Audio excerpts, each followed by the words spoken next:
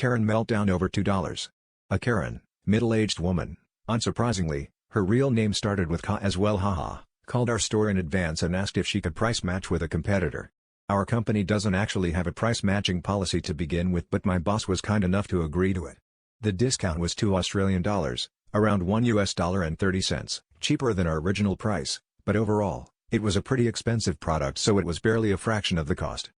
Here's where the problem lay: she wanted to use the loyalty points she had accumulated on top of the fixed price, and our system didn't allow us to do both actions at the same time because our keys didn't have that level of authority.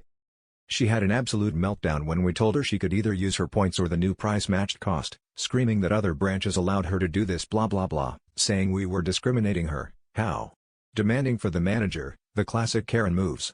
It was quite impressive how much of a textbook Karen she was. All she was missing was the bob cut.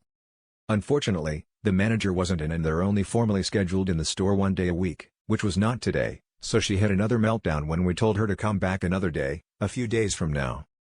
Karen threw another tantrum, screaming and all that, and threatened us by calling the head office, which didn't really matter because we don't have a price match policy to begin with, but miraculously our manager stepped in to save the day. But Karen now had new complaints, saying the staff lied to her by telling her to come back in a few days. She cried that we were kicking her out, even though none of us knew if the manager would come in.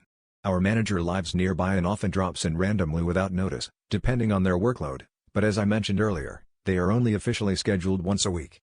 Thankfully, our manager is supportive of our team and tried to explain to Karen their schedule situation, but now that Karen's conspiracy theory about the staff kicking her out was proven wrong, she ignored the topic and moved back to her original problem at hand.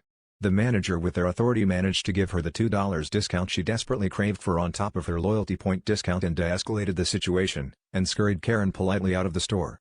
Please never come back. TLDR, Karen has a meltdown over not being able to use multiple discounts at the same time, her $2 cheaper price match and loyalty points.